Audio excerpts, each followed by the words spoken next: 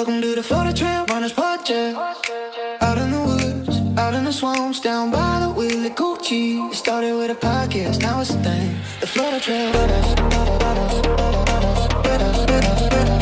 Florida Trail Runners.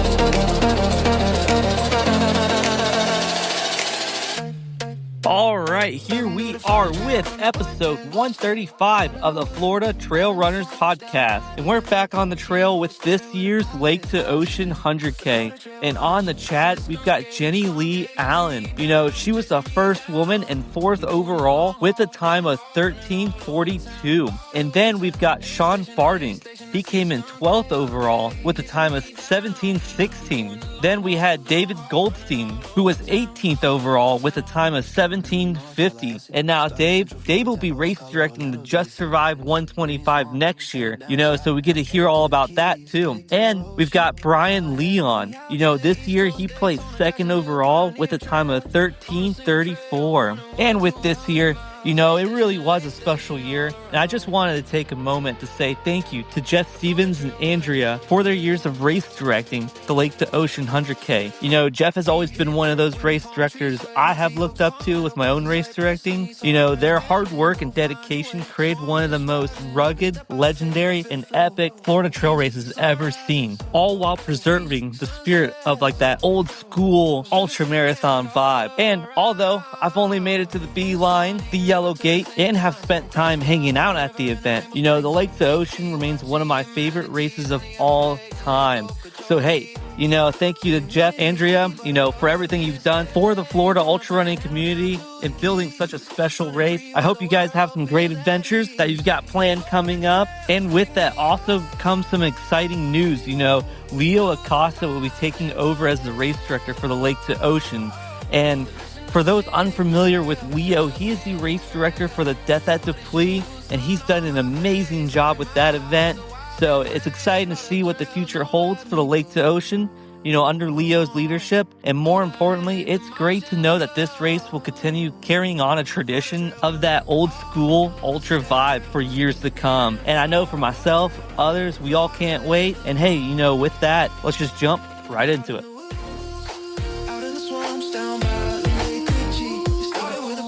Hey, Jeff and Andrea, I just wanted to say thank you from Luke and Nicole. This race is super special to both of us, not just because the course is beautiful and wild, but because both of you have made us feel like family since the first time we met you at Lake to Ocean Winter Edition in 2023. Thanks again. Also, have a great time on your little adventure you got planned for next year, and I can't wait to hear all about it. Thanks, guys. Hey, Jeff and Andrea, thank you so much for putting together the Lake to Ocean. I'm sad to see you go. It's always has and always will be my favorite race in Florida. Hope you have a good time in Bali and exploring the world. Hey, Louis Coco here. I just want to say thank you to Jeff and Andrea for all of the amazing years as race directors of the Lake to Ocean, starting also with the Lake to Ocean Winter Edition, which was the first time I stepped foot on that trail. And I was just in love with it and with the community, and obviously something that you know, Jeff and Andrea have built and taken such good care of, and you know, including all their support during my lollipop run.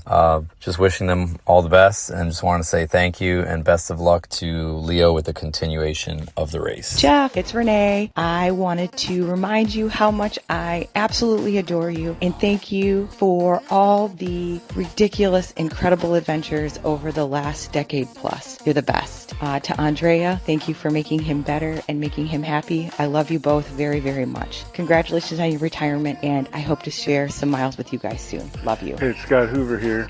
Just want to take a second and thank Jeff and Andrea for all the blood, sweat, tears, time, and effort they have put in to the Lake to Ocean 100K. We really appreciate it, and without folks like you, we wouldn't have this type platform. So thank you and enjoy life. We'll see you next year out there, Leo. I know you're going to be a champion at this one too. Everyone have a great day. Hey, Jeff and Andrea, I just wanted to pop in here and add my gratitude to the both of you for everything that you've done for the running community and the events taking place on the Ocean to Lake Trail. I think you know for me personally, this has become my race of races, Lake to Ocean. Just survived being not far behind that. None of this would have happened without Jeff's creativity and obstinance in keeping this old school and an environment that is unique and maybe one of the toughest challenges in the country. I wish it was a venue that we could have hundreds of people with in national coverage, but the fact that we have such a small group and such a unique challenge that only a few get to share, I think makes it all the more special. Wishing you all the best in your next endeavors. Jeff, I am oh so jealous of your journey next year on the PCT. Be looking forward to all the stories about it. Hope to see you both soon. Thank you. And guys, thank you so much for the REI thing. That was so awesome. I still have it. He can speak. I still have that. That was like 10 years ago. What, 2017? Yeah, it was almost, that was 9 years ago. 10, 9, 8, 7, 6, 5, 4, 3, 2, 1, 0. Watch out for the car break.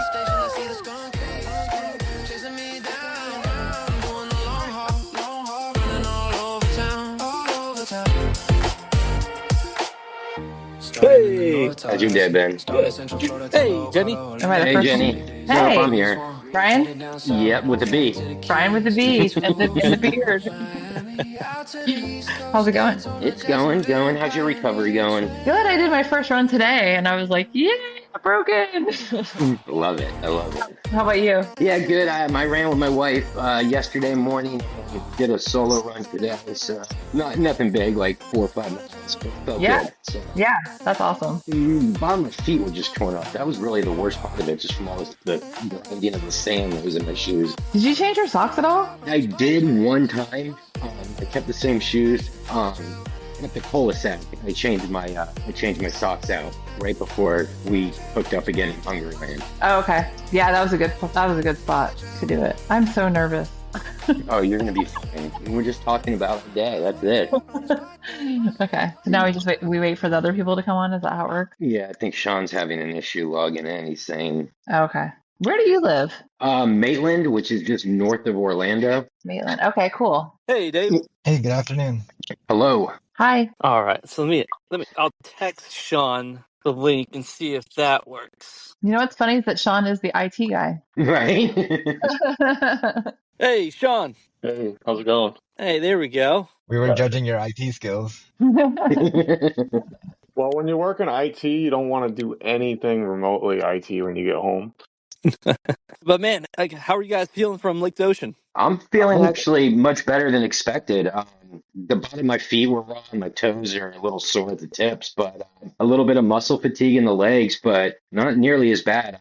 My nutrition, I was on point with nutrition. This is one of the best races I had as far as nutrition goes, so I think that goes a real long way. Yeah, I'm feeling really good too. I went for a run today. I was expecting to kind of feel really sore in places and everything, but I felt great, so I was really excited. I feel better in my legs. I'm actually going to go out. I'm going to start running again tomorrow. I haven't really been doing anything, but I kicked the crap out of a rock underneath the bridge. So I got like a couple black toes, and same thing like Brian said, his feet being raw. I had that same thing. I never have feet issues, so I don't know. You never know what to expect on that trail. But yeah, recovery's going pretty good. I'll start training probably tomorrow. Yeah, same. Today was my first run, just a light couple miles, but finally feeling human again. And the feet, you can finally load the feet again. They were killing me for a couple days.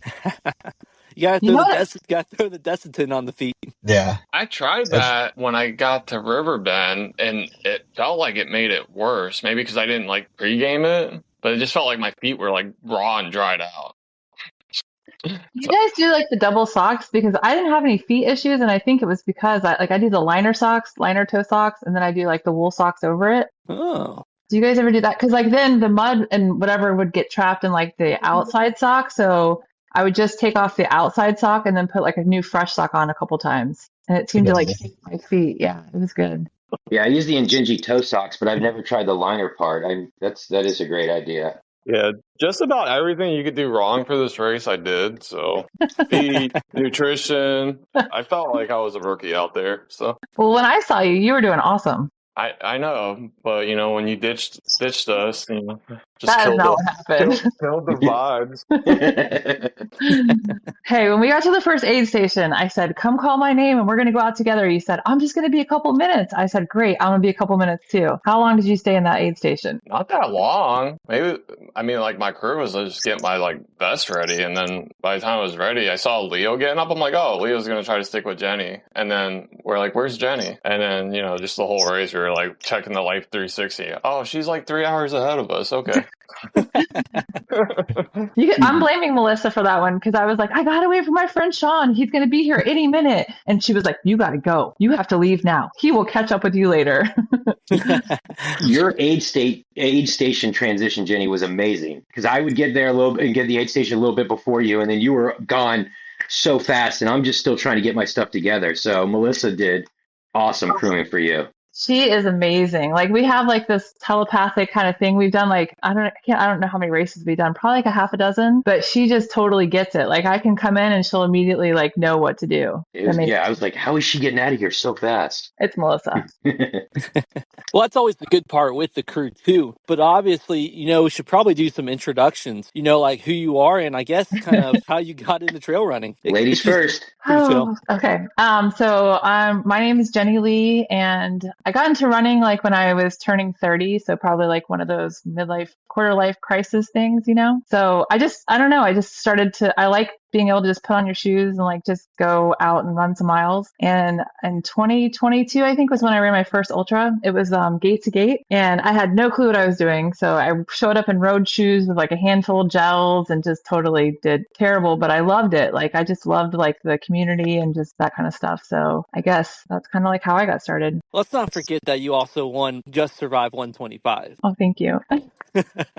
Well, I don't know. Like, I guess a big part of me is like, I've always kind of struggled with like this, I don't know, like self-doubt. Like I have a lot of that. So when I go into like these trainings and, trying to get ready for races, I train a lot just because I don't feel like I'm going to be enough. I don't know if that makes sense. Absolutely. I Yeah. get it too. Yeah. It's like a daily, like it's a daily battle for me. So I don't know. I feel like ultras have really helped me with that. But even saying that, like with Just Survive or even this race, like if we didn't have Strava or Garmin, I don't really believe that I did that. Like truly, like I look back on it and I'm like, was that really me? I'm like, I actually did it, but like I have to have the data to show that I did it to prove to myself that I did it. I don't know if that makes sense, but that's me. I guess I'll go next.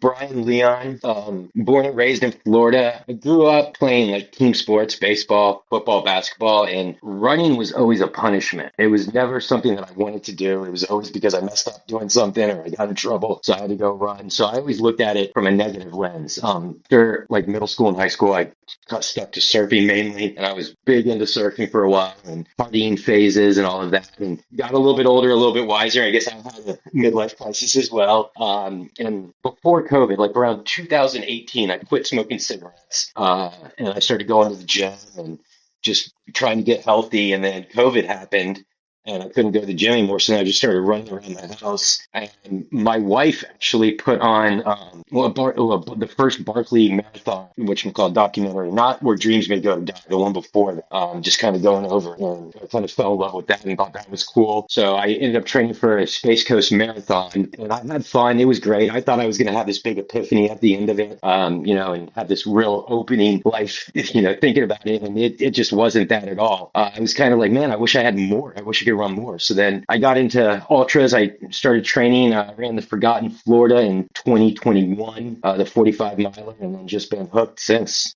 It's just something I do. It's incorporated. It makes me a better person training every day. It's something I look forward to do.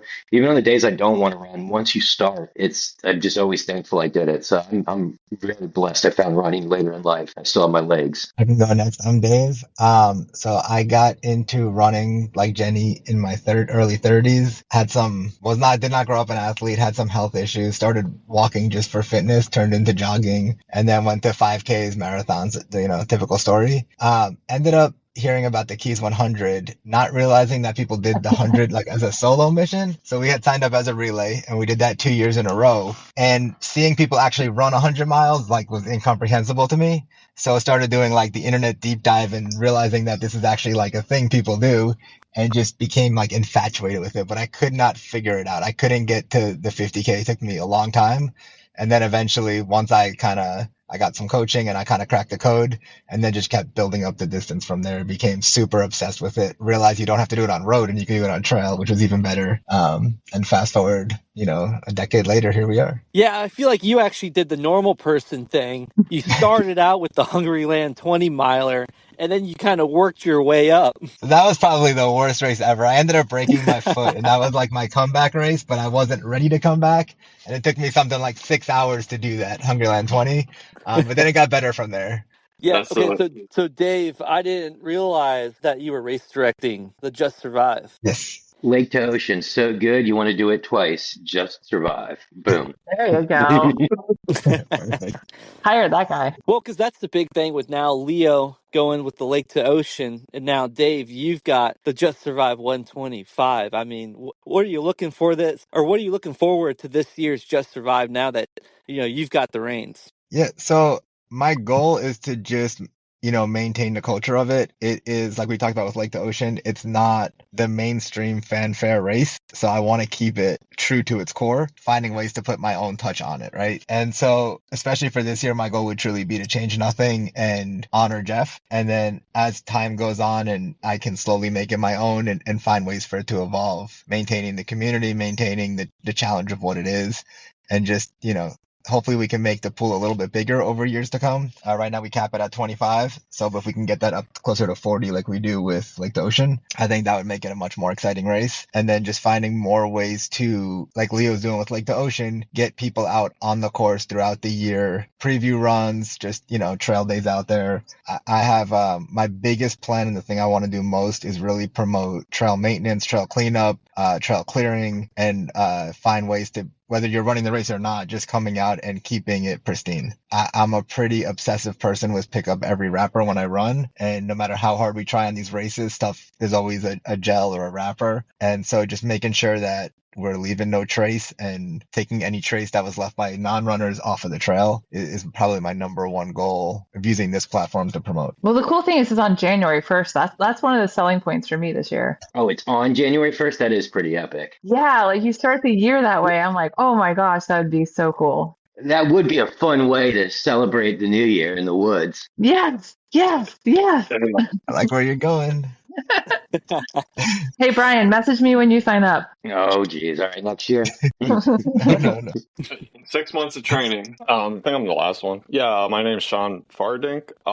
So growing up, like Brian, I was into soccer and sports, and I never really enjoyed running. It's just something you have to do in order to play team sports. And then, kind of fell off of that, and then went over to, I was big into skateboarding for a number of years, and then, got into partying, alcohol and drugs, and didn't really do much fitness until maybe a few years ago. Maybe when I first got sober, I was skateboarding, but I kept getting injured, and I'm like, okay, I'm starting to push my 30s. I got to give this stuff up, and what am I going to do? So my girlfriend Kim was big into the fitness, the gym. So I tried that. I didn't really enjoy it. I like more of a venture or something challenging. So I started running, but I kept having stomach issues. So I kind of gave that up. And then I don't know, I was always big into podcasts and, the cliche David Goggins. I kind of liked his story, but he was a little too intense. And then I remember watching a podcast with Courtney Dauwalter, and she just seemed like it was so fun, and she seemed like an approachable person. So I was like, oh, I would love to be able to do what she does. So I think the first race we signed up for was the Dunes Heavy Half, and then just to get the feet wet, I didn't know what I was getting into. That's actually a pretty tough race to start out with. And then I just remember seeing the 50K runners, and I'm like, I want to get on their level. So the next year went back and did the 50K, and then I just kind of fell in love with it, and signed up for Toxic Trail 37 next, and then went to Leo's Carnage at the Canal, and then finally started to get involved with the community, and now I'm hooked. I love everybody I meet out there, and have a good time, and just keep trying to grow. I told myself one day I can get to the 200-mile distance. I just been kind of slowly tackling the events. I just was able to do my first 100. I did Space Pirate, and then at Carnage, Leo told me to do the Corbett 50 miler as a training race. I really regret listening on that. I would have rather just did the 50K. But yeah, did that and then, made it to Lake to Ocean. So it's just been like only like this is like my second year doing the ultras. So I'm like really impressed with where I've gotten in such a short time. Like I remember when I first started out, I was like giving it like 3 or 4 or 5 years before I would even think about 100. And, I just got friends that pushed me and, Leo and Dave that, I joke around with them and call them the dope dealers because they just like make these suggestions and like, oh, you should maybe do this. Or I'll be like, I don't think I could do it. And they're like, yeah, you could do it. And then I'll just sign up and like hope for the best. I didn't do any coaching or anything. I just kind of follow what people do on Strava and just try to emulate what they do. And it's been working. So, Well, it only makes sense because the heavy half is over in JD, Death at Dupuis is in Dupuis, and Corbett's in Corbett. So you might as well just run them all at one time.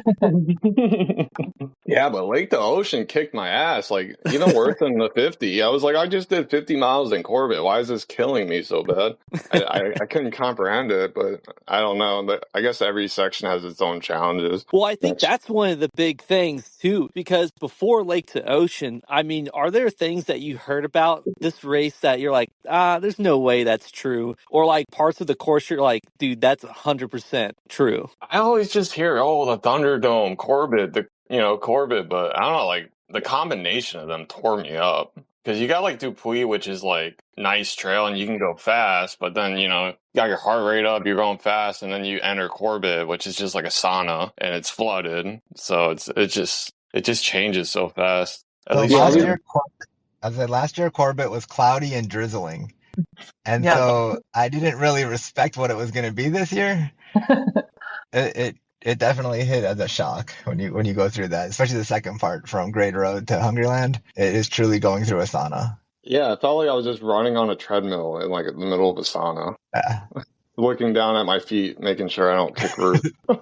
And I first heard about Lake to Ocean, I just heard that it was like near impossible. Like it was like this thing that you're going to be chasing cutoffs and like it was just going to be like this, I don't know, like the hardest thing that you'll ever do. And it truly was the hardest thing I've ever done. But it wasn't impossible because, hey, we all did it, right? Exactly. Yeah, it was wetter than I expected it to be this year. I mean, I watched the 2018 video where people were like swimming before they got into Corbett. But the previous 2 years I crewed for my buddy Charlie, and I fell in love with the community down there. That's really what brought me back. I love the trail. It's beautiful. It's everything. But that community down there is even better than what I've heard. I've always heard great things, but then going down there and experience it firsthand, not even running, I can't say enough about that. Jeff is awesome. I know he's not going to be, race director anymore, but man, he built down there is amazing. And Andrea. Yes, and Andrea. Absolutely. Oh, she is such a sweetheart. Yes. Yeah, I'm really glad I got to meet him and was able to, that's why I said to him when I finished, I'm really glad I got to at least do your last one. But I mean, it's in good hands. Leo's a great dude, yeah. And all his races are great. So no, I totally agree. Leo is an awesome dude. Good soul. For the record, he is my running buddy. I just want to throw that out there.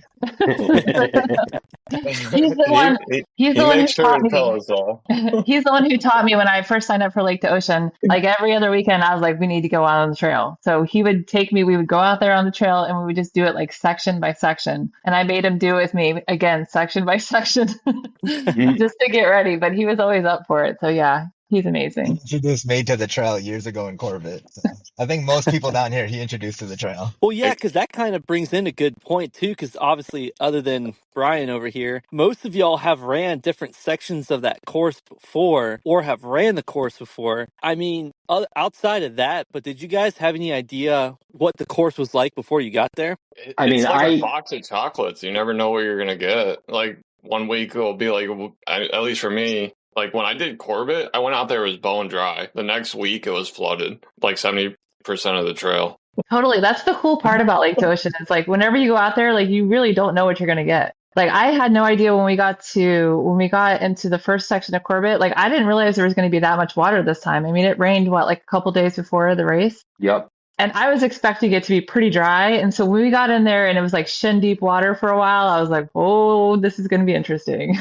But it was really cool. Like it was fun to go like tromping through there. And I mean, that's what I love about it. It's like ever changing. Yeah, the 50 was worse than that. That Jenny, whole you thing were was running through that water too. That was crazy. I'm like, I'm power hiking this. I'm saving my legs, and you were. I don't know who the other young lady. I think she was from New Jersey. You guys just took off running in that. I'm like, geez, beasts. That's because we were chasing you. It Yeah, most of my race I spent trying to chase Brian. was so much fun. We had a It was great so much fun. time. Yeah, we did. I don't know if it was that fun in the back of the pack. It's that type two fun. That type two fun. You look back at it fondly. Yeah, of course. But yeah, I mean, Leo and I were death marching most of the race, and we're like, why has nobody passed us? I tried so hard to catch you guys, but I kept closing the gap, and then I'd sit at an aid station and you'd make gap again, and I just couldn't get you guys. Yeah, because I feel like that's the thing with this course too. I mean, the Lake to Ocean, you have different points: Dupuy, Corbett, Hungryland, Loxahatchee, Riverbend, Jonathan Dickinson. Like each of those sections are so different from each other. Yeah, they're night and day. I mean, everything is completely different. I mean, you get in the first part of the race, you get to the farm roads. You get into that, and then as soon as you get into the trail, it's just a different, complete atmosphere. And you get into Corbett, and it's completely different. Hungryland is insane. It's just being baked in an oven there. Riverbend's beautiful. I was nervous though because you're on that road in Riverbend, but that whole park's cool. I want to check out that during the day sometime. So after Riverbend, when you go past the zoo, that turns into Cypress Creek. Yeah. But no. But before you get to the zoo, that whole section in there. Oh, Loxahatchee Slough. So that is, yeah. I'm So still after the beeline, when you come in past the beeline, it's Lox Slough. okay. Gotcha. Yeah, I like that section a lot. That section is usually blooded, and it was bone dry. Oh, well, I'm glad it was bone dry because I really enjoyed that. We wasted so much time there. Like I think it's like 11 miles. We hiked the whole thing, and I was like, I could have probably ran that. It was bone dry. I lost a lot of time out there, but it is a pretty section, even when it's flooded. How about the wildflowers on the course this year? They were insane. They were everywhere. Saw so many orchids. Yeah, that's the natural beauty out there is just insane. Yeah, and That's the air the plants cool on the part. trees. Yeah, exactly. Oh, that section with all of the air plant, I felt like a little child going through there. So it's so awesome. It's really. I mean, we're so grateful that we have that trail system, in our backyards. It's Yeah. insane. Most people have no idea it's there. Yeah, exactly. Yeah, I mean, I've lived here in Jupiter for like 12, 13 years now, and I didn't realize until signing up for Lake to Ocean that there was a Lake to Ocean like trail. And I know, and I live like 2 miles from JD, so I'm like, it's crazy that this exists and more people don't know about it. Yeah, it's just one of those hidden gems. Yeah, And I guess, like prior to the race, now, did y'all have a game plan for how you wanted to tackle this thing? I did.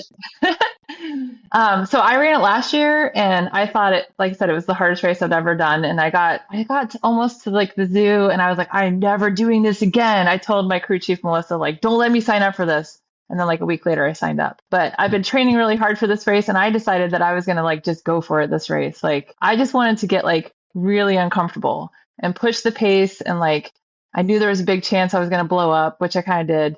But then I was able to regroup. So like my whole goal was just just to kind of, like I said, push my doubt to the side, because everyone was like, we think you can do it. And I'm like, okay, I'm going to try.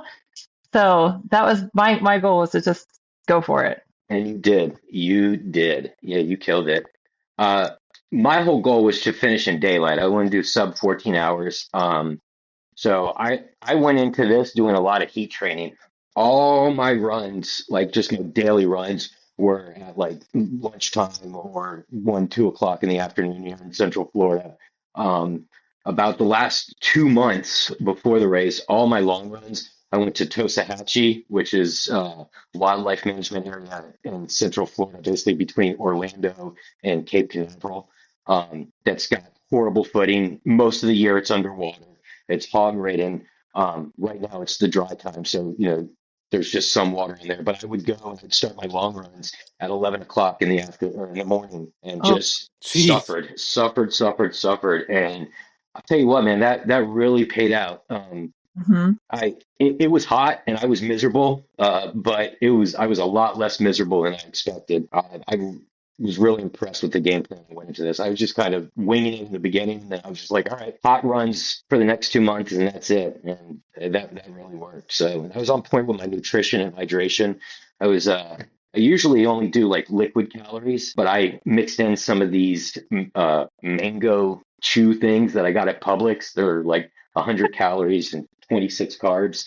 So I was down in those things, and it was great. I mean, I think I was taking a lot of sodium in too, so I was on point with that. But again, I think it's putting myself in the environment of suffering and all those training runs during the afternoons. And I have so much admiration for you both. You guys are such phenomenal athletes, especially on a course like this. I'm the opposite, right? So this is the race that scares me. And so I took a conservative approach. I kind of knew I was going to fall close to where I fell. I was more scared of just succumbing to the crazy humidity and the conditions. So I took, I'm going to keep moving and enjoy the day and be able to make it to the end approach. This will always, no matter how many times I do it, it's going to be the race that scares me. It's a tough terrain. So I have so much respect for you guys that you guys can just tackle it like that. Hey, Dave, I was totally scared shitless too, just so you know. Fair enough. We all were. Yeah, like Dave said, like you guys killed it. I went in. I was talking with Leo when we did some training runs. I'm like, I think I could do it in 14, 15 hours because I did Corbett in 12 and a half, and that's 50 miles. And then he's like, you might want to think about a more conservative approach. And I was going for it in the beginning, and I was just sticking to 4-1 intervals. And, I was really hoping I could have kept that, but it just got hard. And like I said, we just ended up like hiking a lot of sections. So it just kind of killed our time. That's the interesting thing with this course too, because I feel like you really have to decide like, yes, I need to run through this section of water, or yeah, I can kind of walk through this section of water, or like when to run, when to walk, when to power hike. There's a lot of decisions that kind of you think about at the start, but then it has to change later. Yeah, you're always adapting with this. I was doing a 4-1 walk run too, and I was expecting I was going to hold that for the whole race. But yeah, there was sections where I'm supposed to be running, and I'm definitely hiking because I know if I run this section, I'm going to be paying for it in the next section. So you're always trying to adapt, and I mean that's the great thing about ultra running is it's problem solving while you're moving. You're always trying to figure out something out. So, but this course it's great for that. If you like problem solving, this course will give you that for sure. Yeah, I love problem solving. I'm an analytical person, so it just kind of, I don't know, like, I don't know if the heat like fried my brain, but like I brought salt tabs. I wasn't taking my salt properly. And then like when I started hiking, like I'm not usually like a long hiker. So like just my nutrition just started to like adjust, and I just couldn't figure it out. I mean, by the time I got the riverbend, thank God my crew, like my girlfriend Kim knows that, I'd like love, like from Space Pirate, like I was just saying, I wish I had McDonald's the whole time, but there wasn't any near there. So she surprised me with McDoubles and Coke, and that kind of brought me back. So, and then also, I mean, I saw Leo like having kind of a hard time in Dupuy, and like, I know it was his third buoy, and he's like, oh, I just want to get this buoy done. He's just been kind of over it. So I was like, I'll just stick with him and make it more of a fun race. I kind of changed my mindset. I was like, I kind of want to just enjoy the trail. And then I'm like, we're so far away from the front of the pack. So I was just like, I'm just going to have fun with it. I made that decision at like Hungryland. I was like, I'm just going to have a good time. So I'm kind of upset I didn't give it my all, but I mean, I signed up for next year. So it kind of gives me more time to think of a better approach. I'm so impressed that you were able to eat a McDouble. Right? And at the zoo, my stomach had shut down at like, I don't know, like 38 or something. There was nothing going in. I usually just stick with a high carb drink. I try to get like 75 to 100 grams of carbs per hour. I just found a drink that works for me. I stick with that and SIS gels, and I don't know. I got to get better with eating food, but I heard you're like Pac-Man though, and that's what I've been hearing. I normally am, but not on this race. Well, I normally eat like a lot of English muffins and pizza when I run, but I think it was just so hot that after a while I just stopped eating, Yeah, I don't know how anybody can take in food. I don't know what McDonald's puts in their burgers, but I don't know. It always brings me back. Maybe there's like some kind of chemicals or something in there. Definitely. Definitely chemicals. It's fine, not even the food. It's like some combination of highly processed chemicals that helps me out. Which, yeah, I mean, the nutrition aspect can be kind of tricky with the course too, and especially when it comes to the hydration, like you guys mentioned, because some of these spots, like you don't see your crew for a while. I was planning on just gonna do a bottle an hour of my liquid calories and bring one water with me. And that was after the first 15 miles, that changed immediately. I'm like, all right, I gotta bring one bottle of water per or one bottle of calories an hour, and then I'm gonna need at least 2 bottles for each section. Because the other thing, which is nice, is if you have extra water, you can dump that on you while you're running too.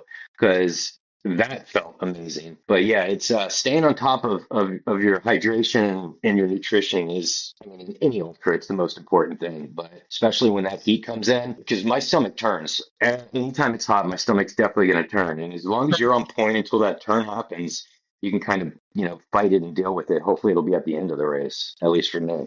I don't know if you could. I ran out of water twice and both of the Corbett sections, and I brought 4 flasks with me, which I normally is a lot. Like the first section is like 7 miles, and the second section is 9 miles, and I thought for sure that I had enough. And each time I was pulling into the stop with like nothing, but I was drinking everything, so I guess that was good. Exactly. I gotta start bringing flask, and like that'll probably help measure. I've been doing the bladder, so I just had like a heavy vest, and like I wasn't even keeping track of it. I'm surprised I finished. Like I said, everything that I should know better, I just did wrong. So it was definitely a great learning.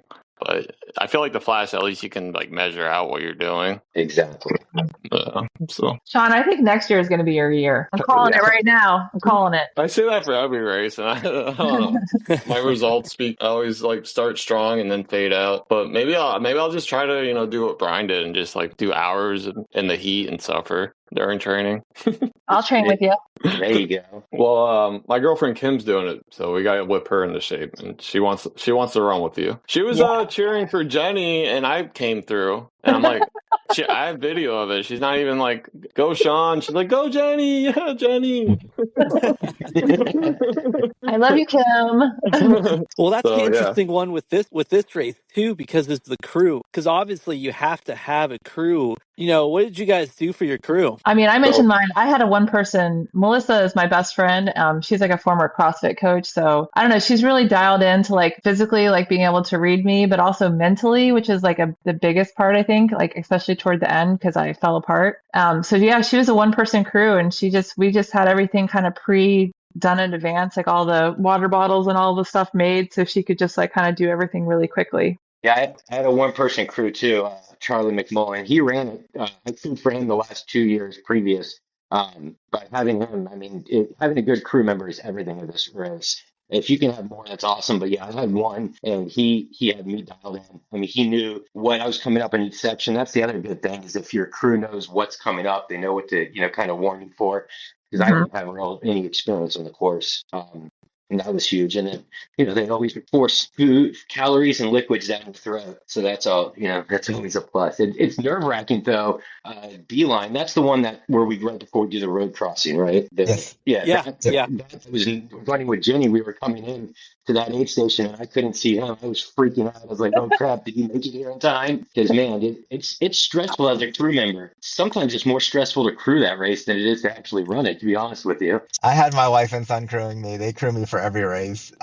They always have a good read on what I need, and when I'm in a bad mental spot, they're good at flipping it around for me. So I'm always grateful to them for coming out and cheering me on. And if you've been to a South Florida race, you've probably seen them. Yeah, I got my my girlfriend Kim. She runs ultras, and then my mom just like fell in love with crewing. She's like, I love the community. She like really like enjoys crewing, so I'm grateful that she gets to be a part of these races. So that's awesome.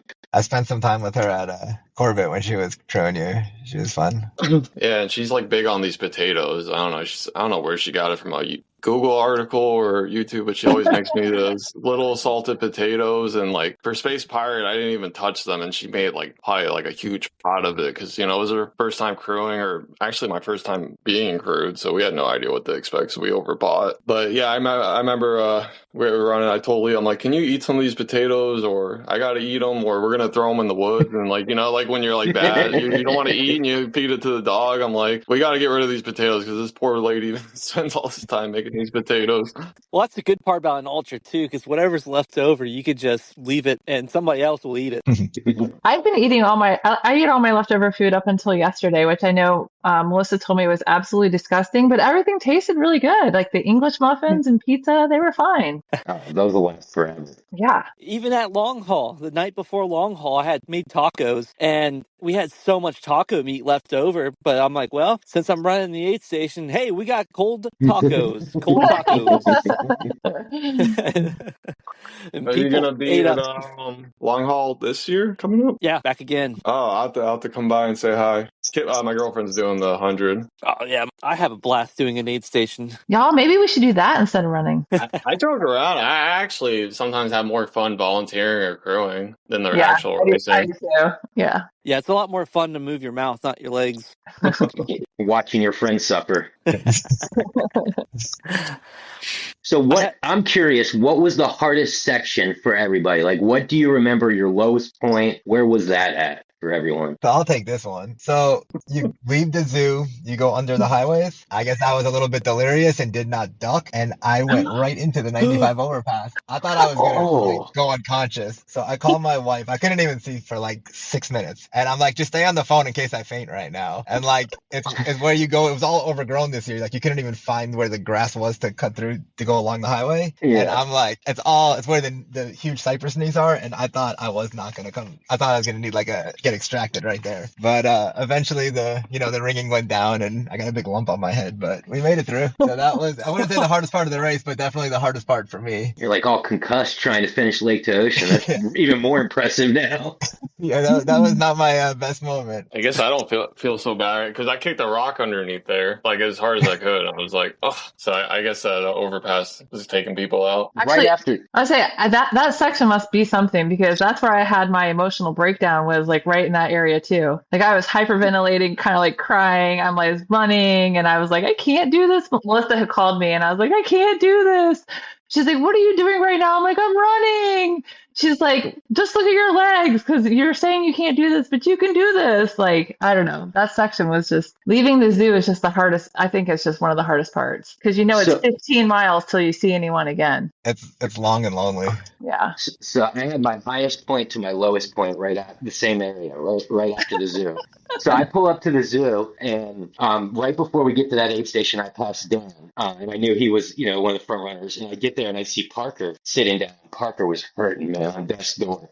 And that's when they told me, they're like, dude, you're in second right now. So I got this huge high, I chugged a Red Bull, and I started, running harder than I probably should, like 10-minute miles, and it just hit me. And when it hit me where all those horseflies were, deer flies in that section, and they just hung out with me that whole time. And I was begging for the sand dunes. I was like, when are these things coming? And they never came. That section seems so much longer. But man, did you guys get nailed by those horseflies at all in there? That was the middle of the night when I got there. They were long sleeping. Jealous. They must have got you. They didn't get me. For me, that was my low section was Jonathan because I hit it when the sun was setting, so I was like, oh, at least I get to see it before dark. But once it got dark, I probably fell like 4 times, and then I had a giant horsefly following me for like 2 miles. The same one just kept biting me. And I was finally able to swat him, and then he like darted off, like he knew he was defeated. But yeah, I fell and then did like a 180, and like my butt hit a root. I'm like, oh, I just want to be done with this race.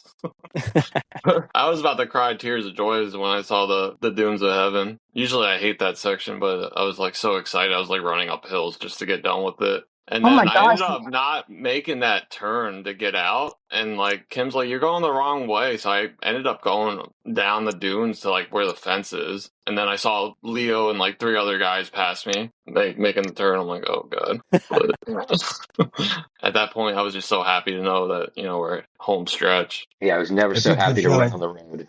Yeah, even when you hit the dunes, it's a good feeling because the end is near. Mm-hmm. Well, that's where if we flip the question too, right? And you cannot say the beach, but I mean, what were some of the best parts of the day? There were so many. I don't know about you guys, but there's so many good spots in the day. Like when we talked about tromping through like the area where the air plants were, or like when I was running on Beeline, I like to when the semis go by, I like give them like the honk sign and they would honk at me and I would get I so heard that. excited. Yeah, it was so cool. Like I don't know, like there was just like a lot of like really bright spots for me. It really Yeah, is a phenomenal trail. Like there's a lot of beauty to take in, and there's a lot to be, grateful and appreciative of. So you got to just push everything aside and just stay in that moment.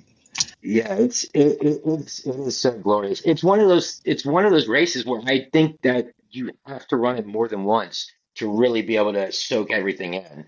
Um, because I mean everything's such a blur for me for the whole thing. I mean I remember small sections and everything, but man, like it's just there's so much there. It's like more than you can experience in that amount of time.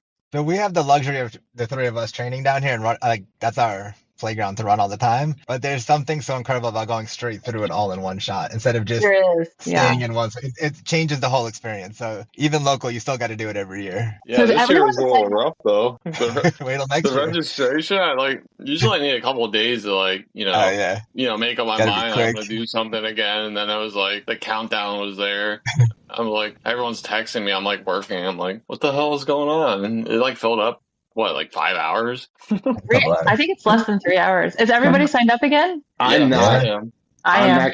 I'm crewing. I'll be there. I'm crewing my buddy. We've agreed that we're gonna switch on and off each year. Wait, but your friend you crewed your friend for 2 years, right? It was, and we were discussing it. I'm sorry to put this out there, folks, but I think next year is going to be an extremely wet year. So I'm not too worried about not running it. And I want to crew it again. I mean, I'm running it obviously every other year, but I had so much fun crewing it. The community down there is. I wish I lived down there with you guys. It's amazing. Well, you can always come out with me and Dan's Just Survive training. I Run may a take you 50K guys with up on us.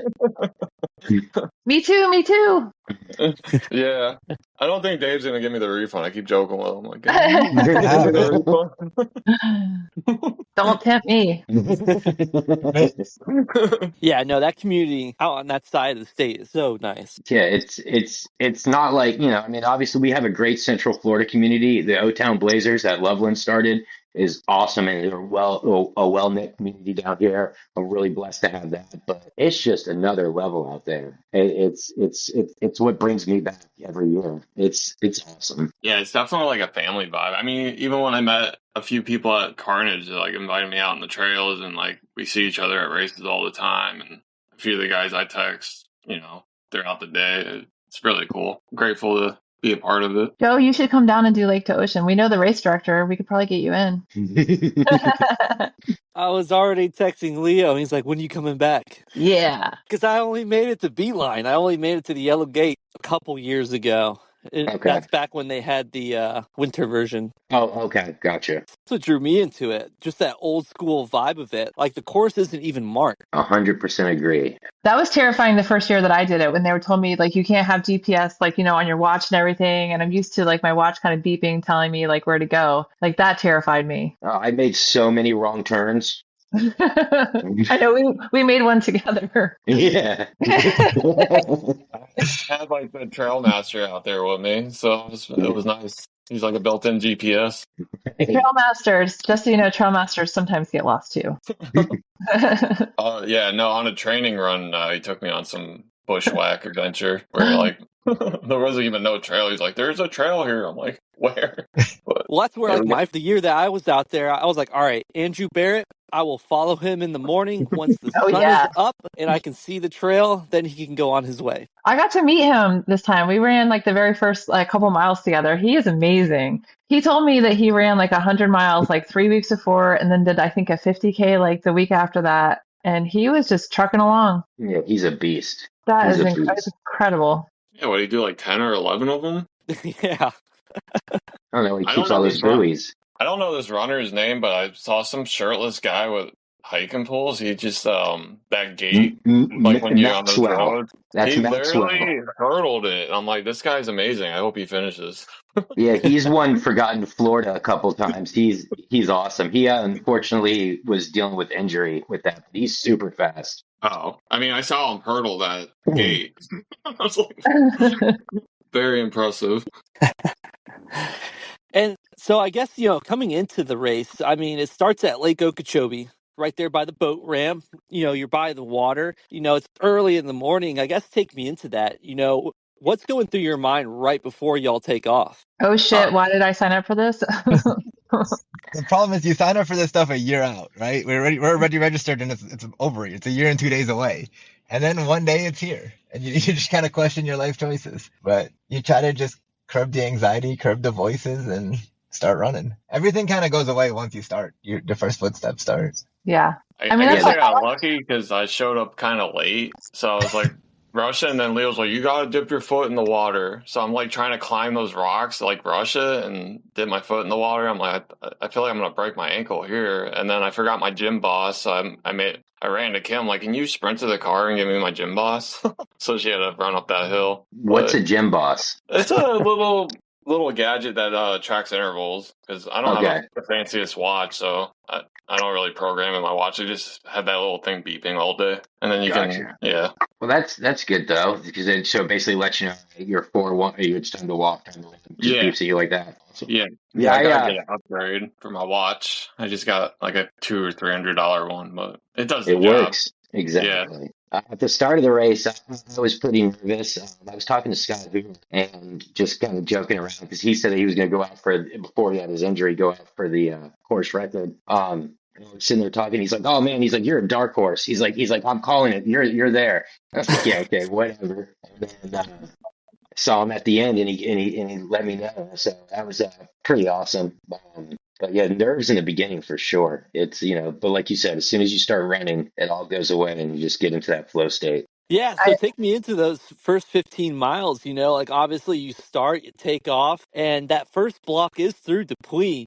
How'd those Dupuis miles go down? I got really lucky. Like like what you guys were saying, my anxiety was really high at the start of the race, but then I linked up with like Andrew for a little bit, Andrew Barrett, and then all of a sudden I see Leo in front of me, and then I see Shawn, and like so we the three of us we ran pretty much the first for Dupuis together, which was very runnable, and it was just I had so much fun. Like it kind of took all the nerves away. It kind of felt like a training run, if that makes sense. Yeah, I ran with a friend for the first 10 also, and it changes the whole, like it gets you into that, like you said, flow state a lot more naturally when you're not just watching the, the intervals of the miles tick by in slow motion on, mile 1 and 2. Yeah, I was actually, I stopped to pee. I actually caught up with Jenny and Andrew, and then past them and caught up to my buddy Joshua, who's another Central Florida, and we were cruising that first section, and yeah, when you have a buddy with you, it's so much better, so much easier. So that was good. And then it was basically after that, I didn't see anybody but really Jenny, and we were just kind of leapfrogging each other the rest of the race. But that first section, it was nice to run with a bunch of people. Yeah, and I had a blast for the first 15 miles.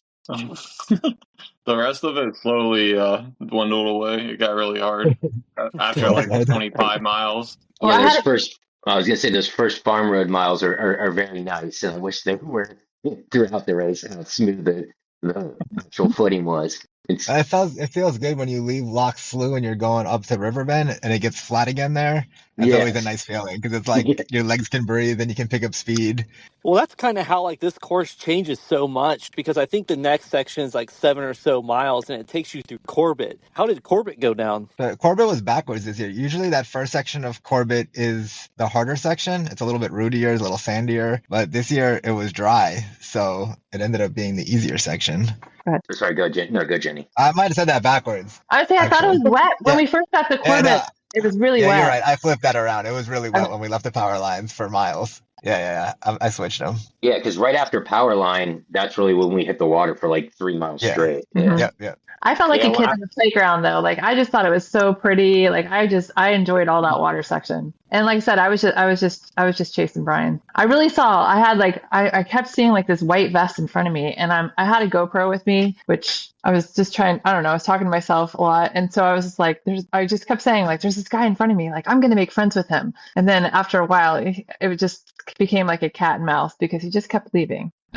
Those aid stations, I can't get over how fast, Jenny, you got through those aid stations. You were flying through those. Those guys, it's NASCAR pit crew for sure. Yeah, when I first hit the wet sections, I was like traumatized from the 50 miler I did on Corbin. I was like, not this again. And then, but once I hit the dry section, the sun came out. So I was like, oh God.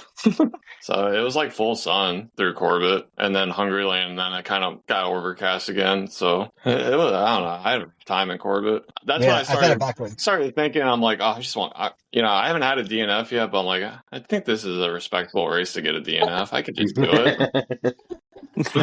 I thought about that too. Same thing. I'm sure it went through all of our heads for sure. Yeah, I said it backwards. The first half is the easier core, but the second half is harder, where it's rootier too. And so going into that, it just heated up so bad. And then by then, when you stepped in the water was hot and stagnant, and you didn't get any cooling effect anymore. It was just misery. That whole section nearly took me down. Oh yeah, because you'd think the water would cool you off, but no, it's just like a hot tub. By 9:30, it's steaming water. Yeah, and there was no wind at all the whole day. So even if you got yourself wet, it didn't matter because nothing would wick off you. Yeah, I don't even think I remember feeling a single breeze that day. No, there was not even when you got east. There was no breeze. Maybe when the cars were driving by. Yeah. Yeah, the semis coming by. I felt like wind off the semis. Well, I was doing that section on the road with Leo, and it was Kim and I's 10-year anniversary. He's like, you can order her flowers from Amazon. So I was trying to order flowers on Amazon, and I'm like, why am I doing this on the busiest road? The cars wasn't by. But did you do it? Yeah, I did it, and then they weren't even real flowers because I guess there's an option to select real flowers. I picked like these Bobo Chinese fake flowers, and I gotta return them now. It's the thought that counts. I guess so. I don't know. And then when I did the return, they sent me a whole nother box. So now I have 2 boxes of flowers nobody wants. Yeah. Well, those are better than real flowers, okay? Those last forever. Yeah, they're getting sent back. Nobody likes them. She was happy with the gesture. She's like, why are you thinking about this in the middle of beeline on your race? Well, I know when we first started running together, and you're like, yeah, it's our anniversary. And I was like, what'd you get her? You're like, nothing yet. I was like, so yeah, that was a really good move to shop. Yeah. Shop and run. I definitely owe her. Fake flowers are better than real flowers. I'm not big on flowers because what a great resemblance of our relationship. Here's flowers that are great at the beginning, and then they wither up and die. It's poetic. It was kind of like an inside joke on the trail, talking about the flowers. So. But yeah, after Corbett, because that's actually when the sun really starts cooking, because now you've got Hungryland, which, the course again, the terrain changes all over. How was it running through the Hungryland slough? I thought Hungryland was probably like the easiest section. Yeah, it's pretty straightforward. It's easy to navigate. Like you just have to just keep moving, and it's the shortest section too. Like knowing that it was only, I think it was like 4-point-something miles. It's like, oh, I can do 4 miles. So I think for me it was the easiest part. The other thing is your ice doesn't melt because it's only 4 miles. So I had cold drinks, I had an ice bandana, and it actually survived from start to finish. So I kind of got revived. I started Hungryland rough, and I finished it a lot better than I started it versus, the other way. Sorry. Yeah, I didn't have too much trouble in Hungryland. But it was weird. I smelled like a dead animal, and that just made me start dry heaving and almost wanting to puke. And then I asked that might have been me. Some other runners I saw, and I'm like, did you smell a dead animal? And they looked at me like I had 2 heads. So I don't know if it was in my head or it was weird. But yeah. Okay. Huh? Shawn, quick tip. So when I got to Corbett, at the end of there, I brought that spray deodorant, and Melissa sprayed me down, and I learned that from Just Survive because I smelled terrible at Just Survive and I never packed deodorant. So spray deodorant in your bucket. I don't think it was me though. It smelled foul. I don't know if I got a little bit of crosswind or something, but I asked another runner, and he's like, "Nah, you're imagining things." I'm like, okay. Yeah, Jeff, I saw him at the cul-de-sac, and he was basically scaring me, telling me that this is going to be the toughest section. It's going to be the toughest section. It's all exposed and all this. So right before I started, my head went in that this is going to be miserable. But like Jenny, it was nice. The ice didn't melt exactly. Yeah. I felt that we all put down on that section pretty well. It's also a nice break from single track. You have a little bit more. You can put a normal foot down. Yeah. Yeah, because I feel like making it to Beeline, that's such a big deciding factor for a lot of people. I mean, that's where I took the DNF. But I feel like if you could just push past Beeline, your odds of finishing is so much better. So that's my mindset. The whole morning, I'm just obsessed with the beeline because then you're more than the halfway mark. It's kind of for me, sundown's getting closer. The day's starting to change. Loch Slough was a lot more comfortable for me than the morning. So getting to the beeline for me is always everything. That's always like how I cut the race in half. Yeah, just even getting over that. There's something about going over that road and then getting back into the woods where you feel like you have accomplished quite a bit at that point. So yeah, I think if you can leave Beeline, you're pretty golden at that point because then you have what, like 9 miles or 7 miles to Riverbend to the zoo. That's 11. It's all 11. Never mind. 11 feels like 20. Yeah. I agree. That Locks area is like, oh, I have bad memories from Locks. I don't know what it is. It feels like it's so doable, right? Like it's only 11 miles. Like you can do this, but there's something about like you get just a couple miles in and like, the hogs have been in there and they like tore everything up. So you can't like get even footing. So you're hiking, you're running. Yeah, like the whole thing just like, it just mentally, I was like, I just could not get into rhythm in Locks, I guess. Well, that's where my feet got shredded. Yeah, because you go from a 4-mile, 5-mile section or something like that, but now you've got an 11-mile section. Yeah. Waxahachie, Riverbend. I guess, yeah, how'd those miles go down for y'all? See, I had the opposite. Like everyone was like happy to reach there. I was like, oh, I still have a whole nother 50K left. So yeah, Loch Slough for me was, I mean, we hiked most of it. We were like kind of beat up and then all of that was going through my head when I was doing training runs with Dan. I'm like, we went through this section in like an hour and a half. What am I doing right now? It took us a long time to get through there. But I mean, we were just like, oh, the cutoff's at 7:30. We're going to make it. That'll give us 30 minutes to kind of reset. So yeah, it was more of a death march through Slough for me. When you come out of Loch Slough onto that gravel road, I had no chance of making the 7:30 cutoff. So I started freaking out really bad.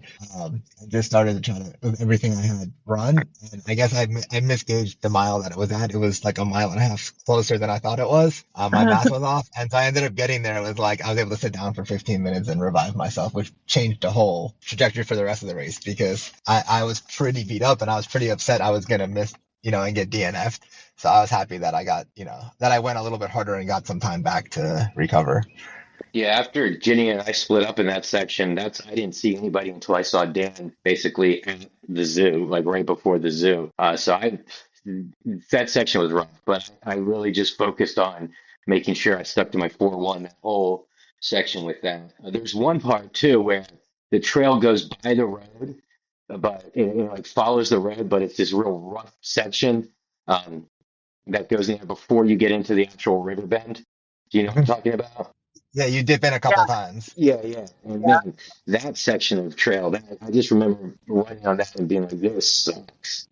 Yeah, but it gets you out of the sun. I feel like it's a reprieve because it's shaded. Yeah, you're right. It definitely is shaded. It was just rough, and I felt like there was no, like, I know there wasn't a lot of wind at all, but I felt like maybe I was just overheating at that point, but I was just stuck in like a swamp. The grass between each of those where you dip in is hard because it's like uneven and you're kind of on a hill.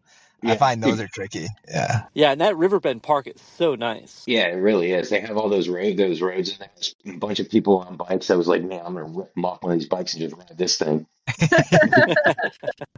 It's so nice, but I felt like it took me forever, that Riverbend section, because it's local. Like I'm used to running it and being like, oh, this isn't so bad. But I don't know. I had to convince myself like you need to run. Like it was just to me it was kind of like a never ending road. I was so beat up by the time I got the Riverbend. My hips, just from all the unevenness, was just yeah. I hiked a lot more. That's a Lake to Ocean Hiking Club is what we were calling it. I don't feel like I ran. I feel like I ran like a 50K and then hiked a 50K. But I mean, we got it done. Because after Riverbend in the zoo, you've got JD Jonathan Dickinson. How did that go down? Oh, JD. The zoo is always, I mean, for me, like the zoo is that point when you see your crew for the last time and like you know you have 15 miles to go. Like I don't know, for me it's so mentally overwhelming. And as I was leaving, the second the Hannah was coming in, so we'd been like chasing me basically. And I don't know, I kind of like just mentally let it get to me. Like that I felt like I had like all these expectations now because at that point I realized like I had been leading like the women's side of the race. And so I was like, oh my God, like I was like, there's just no way I can keep running. I can't do this. That's when I started like, I really like, started bawling. And that's when Melissa had called and she had told me like, she was like, just breathe, you got to breathe out the heavy, just breathe it out, and then she told me to like picture something that was like just love and joy in my life, which I had pictured my daughter. Like, I just pictured her like when she falls asleep, she puts her hand in mine, like when we fall asleep together. And so I'm literally I powered off my music and that image, like I was able to like regroup and like that's what drove me for 15 miles. And like, and amazingly, like it didn't feel like 15 miles, which was crazy. I don't know. It was just. But I love that story. That's what attracts me to doing this. We're all different, obviously fitness and different skill sets, but like we're all playing the same mental puzzles and mind tricks. And when stuff goes wrong, how do you keep going? And like that is the game to me. That's what I love about this. So I love that story. Yeah.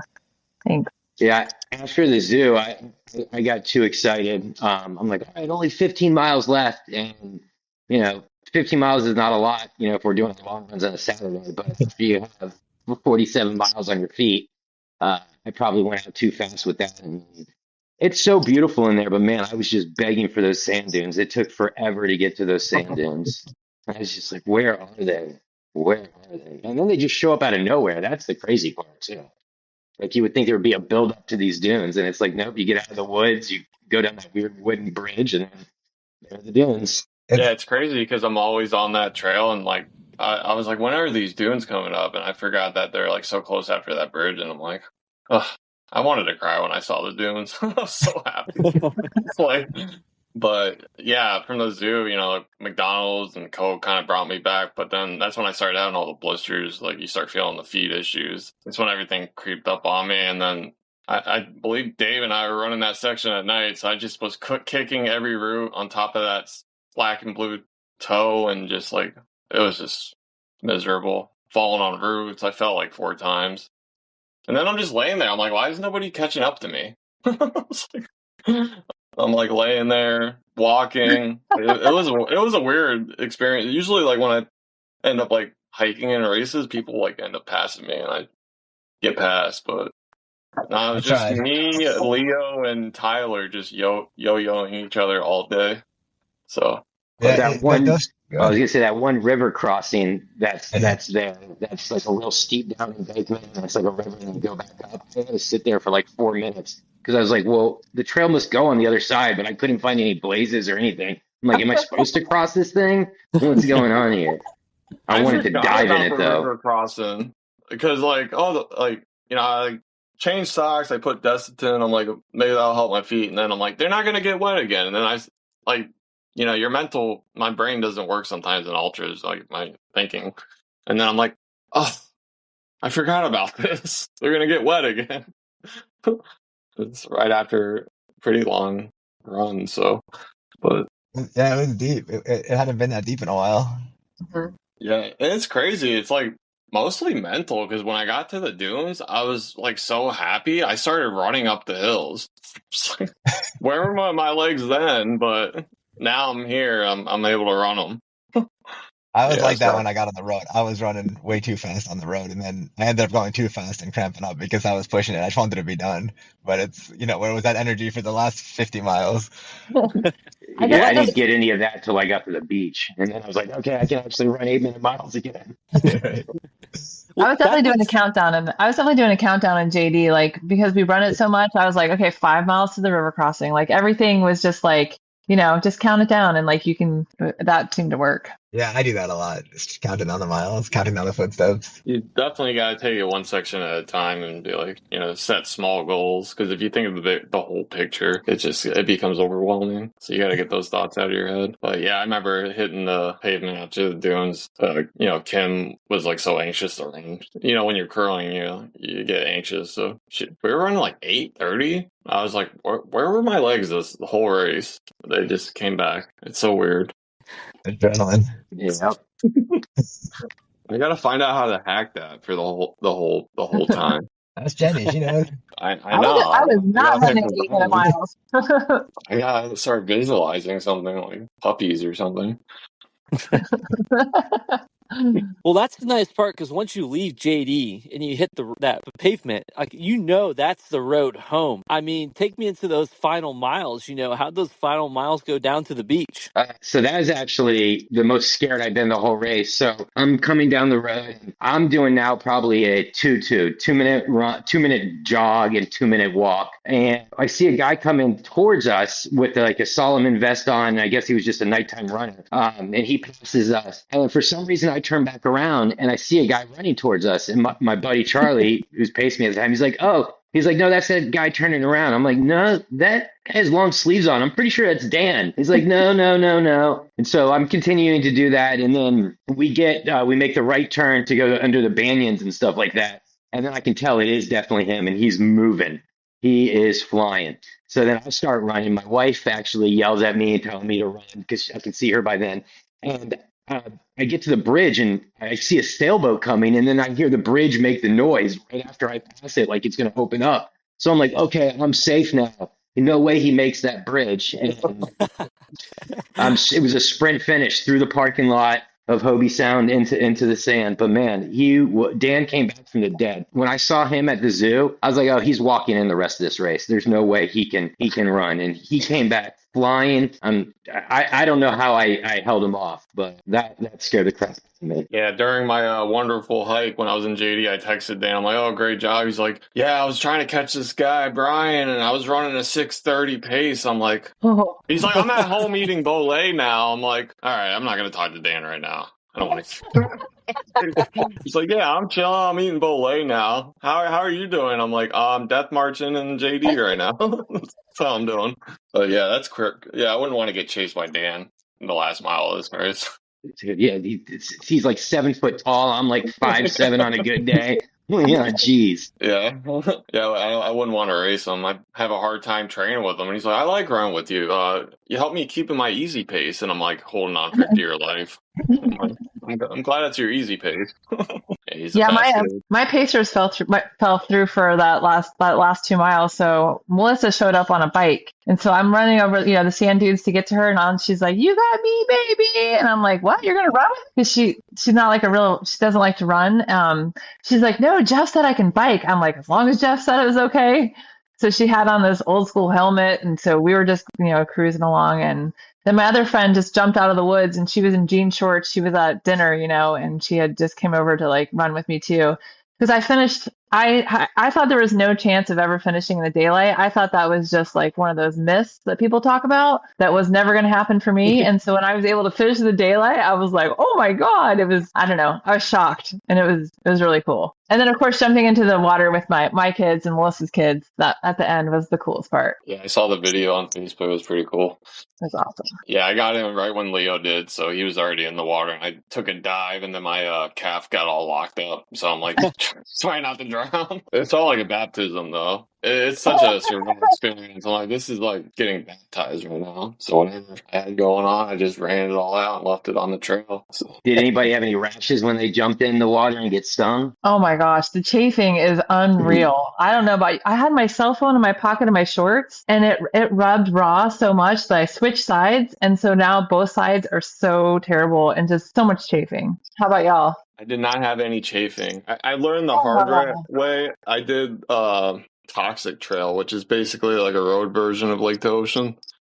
It's only 37 miles, but yeah, when I got in the water that time, I had a lot of chafing, so I made sure to, apply extra for this race. Yeah, you got a little crazy to it. Yeah, I got lucky and didn't chafe. This is the first race I didn't chafe either. I switched over. I was using Squirrel Nut Butter, which I still use in my nether regions, or nether regions, but I switched over to something called Two Toms Sports something. I didn't even have to reapply. I just put it all on in the morning, and it lasted really well. I definitely recommend it. It's Two Toms Chafe Defender, I believe is what it's called. I Yeah, just I wrote do it down. squirrels one time in the morning. I put it on a lot. I use like a ton of it, but I put it on in the morning and I'm good all day.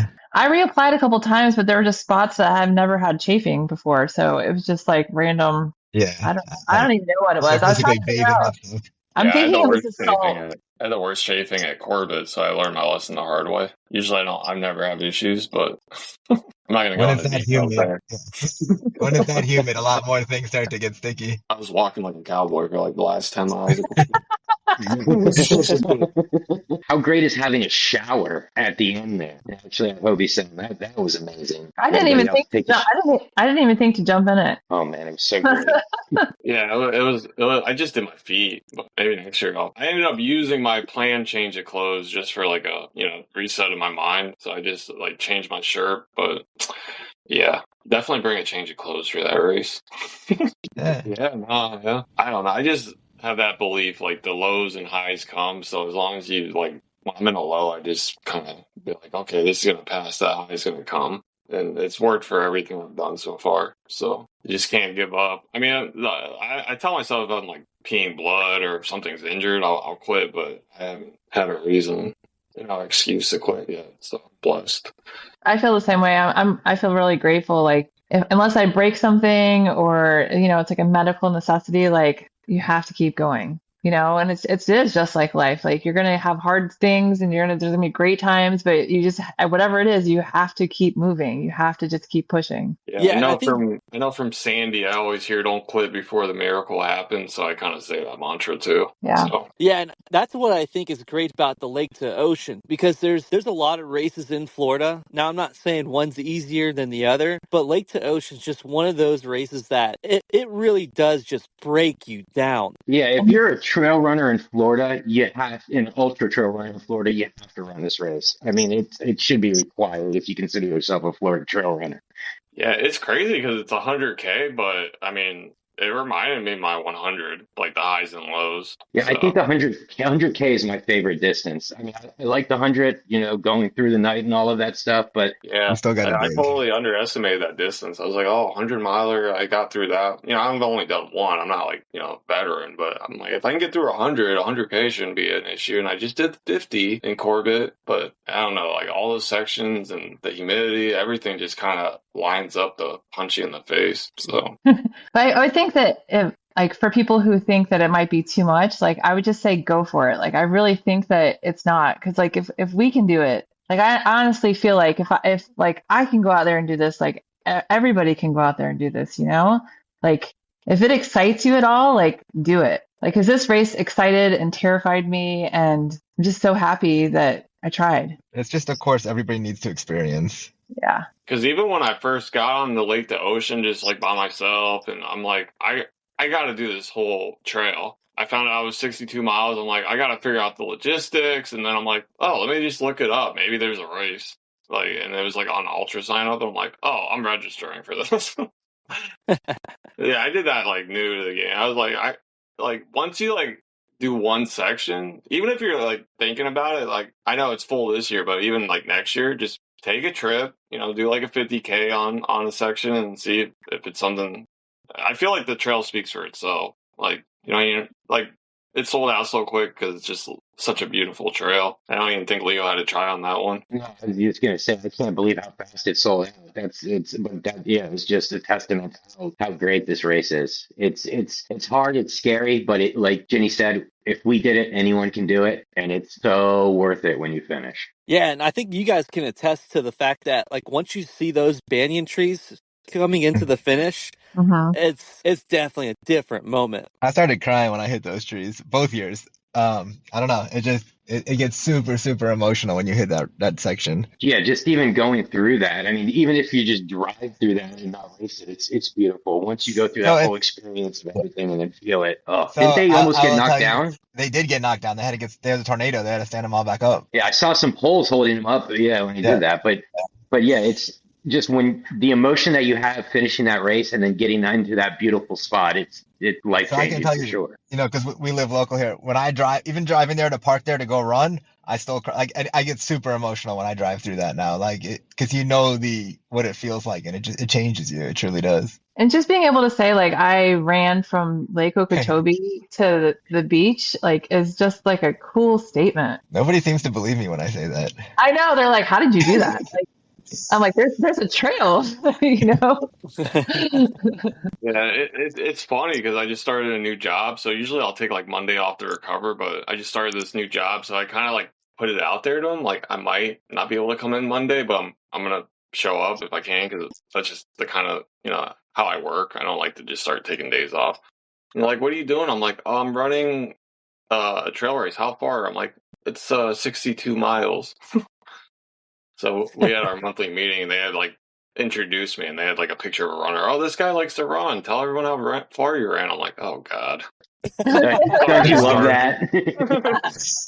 You're that Yeah, a guy. lot of those people didn't even know that trail's out there. I work in Palm Beach Gardens. They have no idea what I'm talking about. It's crazy that people don't realize what's out there. Everyone thinks Florida is the beach and everything, and I hardly ever go to the beach. I'm always on the trails. Yeah, it's real Florida. Mm-hmm. Yeah. The people that volunteer and, donate their time and keep up the trail, without them, we wouldn't even be able to do any of this. So huge shout out to them. Absolutely. Yeah. What chapter is it down there? It's the Locks.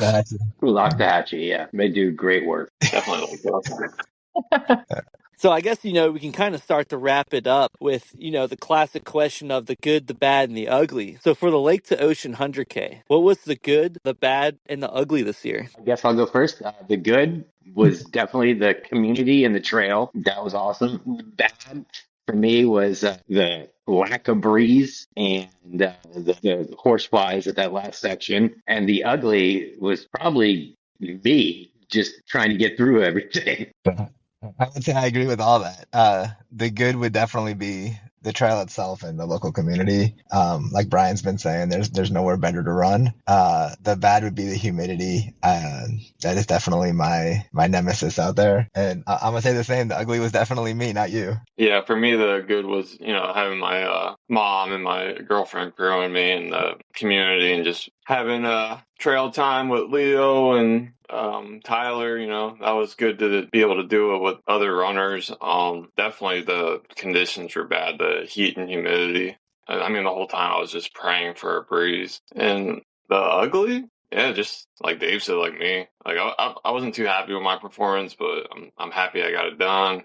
And I think I could have pushed a little bit harder than I did, if I'm being honest. Kind of started taking it easy. I think the good for me was just pushing myself, just being able to get to a place where I didn't think I could get and being able to hold on. I was really happy with that. And also Melissa, my crew chief, she's always the good. I think the bad was this, I would just call the lock section was like the bad for me. And the ugly is my chafing. Yeah, and obviously, you guys all got it done. I do want to say one of the other good things was actually, running with Joe and all my other friends out on the course. That was really a good experience as well. That's always a good time to suffer with good people. New friends. Yeah, I never saw you out there, Brian. From start to end. I can vouch for him. Second, I was like, who's this guy? But I'm glad to meet you now on the podcast and hopefully see you at future events. If you ever plan on coming down here again, we got a bunch of great races. Absolutely. And there's an asterisk next to my second place. I'm pretty sure if Luke didn't run Cocodona, and Guy Parker didn't cramp out, it'd be a different story. Yeah, so if you want to come do the Lake to Ocean Trail, you can have double the fun and do Just Survive. You get to do it in both directions. 125 miles, January 1st starts the year.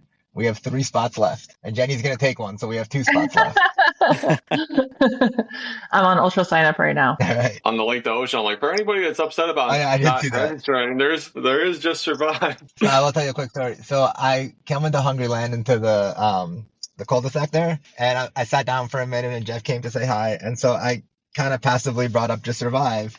And within 24 hours, he gave me a shout and said I can run it. So I'm super excited. Obviously, first time I've directed a race. Leo's going to help me out, but I am extremely excited, and it's going to be a cool adventure. And Congrats, so, man. That's awesome. yeah, so Sean's in it. Dan, who was supposed to join us, is in it. It's a cool roster of people running it. I am so scared of Just Survive right now. Let me tell you, I'm more scared than you are. I mean, that's all I thought about for like 40 Mile. I'm like, why did I sign up for this? Just Survive before doing this. So your whole day at Corbett, you were thinking about Lake to Ocean and why am I going to do that? So it's just kind of your progression. Yeah, I can talk about running all day. Sorry. Thanks for having us on. Yeah, it's been a pleasure, man. I really enjoyed this. Oh yeah, I appreciate it. No worries. Good job. Appreciate it. Yeah, thank you. Sweet. Good night. All right, thanks. It started with a podcast, that's the thing. The Florida Trail Runners, I see the skunk ape, chasing me down, chasing me down. We doing the long haul, running all over town, A station to A station, I see the skunk ape, chasing me down. We doing the long haul, running all over town, Starting in the North, Tallahassee. Starting Central Florida, Tampa, Ocala, Orlando, Day City. Green Swamp, headed down south. Headed to the Keys, Lake to Ocean. Miami, out to the East Coast. Daytona, Jacksonville, Pioneer Trail. On a single trail, running 1 to 100 miles. A station to A station, all around. The Florida Trail Runner. Feet hit dirt where the palm trees sway. Mossy oaks, palmetto pines, and cypress knees. Saw grass bending, go find your way. Swarm mist rising, every step I take, I feel it flow. Beach sunrises, beach sunsets, sugar sand all around. From the Swanee River to the St. Johns, from Crystal River and the Rainbow Springs, Weeki, Watchee, and Manatees, and the Everglades, and Lake Okeechobee. Humidity is sticky, but I love this game. From the Panhandle down to the Keys, running free where the world feels at ease. Florida trails take me higher, through the pines and palmetto. The National Scenic Trail, muddy shoes, sun on my face. Every mile is a wild embrace. Florida trails don't let me go. The marsh and the glow.